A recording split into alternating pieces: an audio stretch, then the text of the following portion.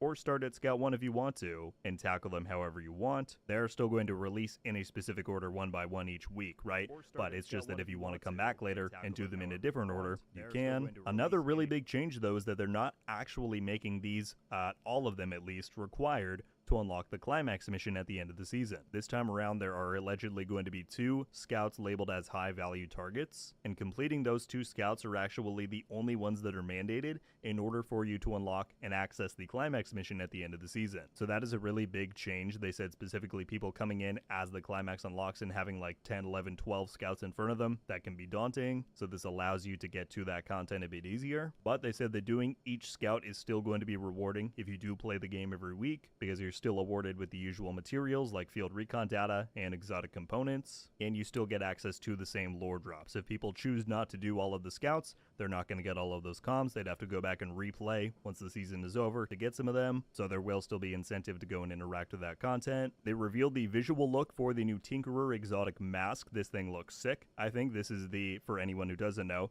the basically revived Alpha Bridge from the Division 1, and they confirmed that season pass. They went on to talk about a few quality of life updates that we can expect to see this season. That includes the fact that seasonal journey objectives can now be completed in co-op. This is big, as previously they were solo only. They confirmed that season pass XP rewards that you are given by just completing different activities in the game. This was a feature that they introduced last season. Those sources are being buffed by 85%. That is a really big value. They said they want people to be able to progress through the pass a little bit quicker and do it in the way that they want to do, and so this should allow for that. They went over the scavenging points revamp, which we've talked about ad nauseum here on the channel. I'm not going to do it again, but again, to reiterate, if you have any leftover scavenging points, spend them today or tonight before the servers go down, because tomorrow they're going to be wiped and re-granted with a new value. So any points that you don't spend now are just going to go to waste. And then just a reminder that come tomorrow's update, the values that you get for the materials from scavenging points is being increased by 3 times. So expect some different values there when you log on tomorrow. Talking about onboarding, they quickly recap the new milestone builds and caches.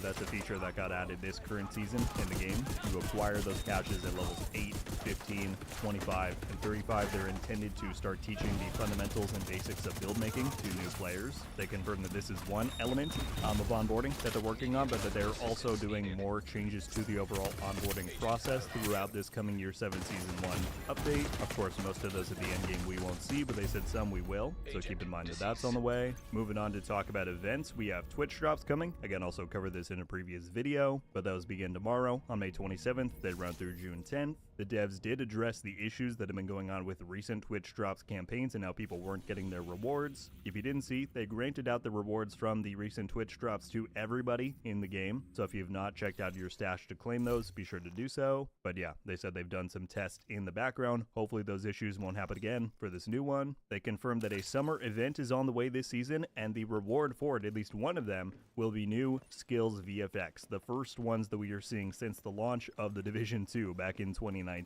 From what I was able to see and gather, we have the Stinger Hive, which is getting a red, white, and blue kind of flash and glow effect to its charges. The Seeker Mine is getting a red, white, and blue smoke trail effect as it rolls around, and the drone is getting a red, white, and blue like kind of pixel flash trail as it flies around. These things look really cool. Apparently skill VFX are back and something that they're going to be investing into in the future, so that is pretty darn awesome. Finally, they confirmed that there will be a Shepherd XP event coming this season. A few different things here though. Independent from the event, they're actually boosting what you get from the Shepherd ranks and just engaging with the system overall. So the auto endorsements that the game gives you for helping agents out, which is different from the individual ones that those agents can choose to give you. The auto endorsements are actually being boosted to 3 compared to the 1 that you get right now. And again, that is a permanent upgrade and increase that is not tied to the event, but they said that the event itself will further increase the pace at which you can earn these Shepherd ranks. And they said that there will be projects available that will reward you for ranking up in the system, so that should be pretty nice.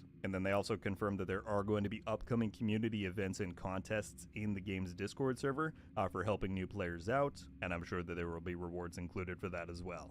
But, my friends, that is just about everything that you need to know from this Battle for Brooklyn Year 7 Season 1 special report. They played a dev diary at the end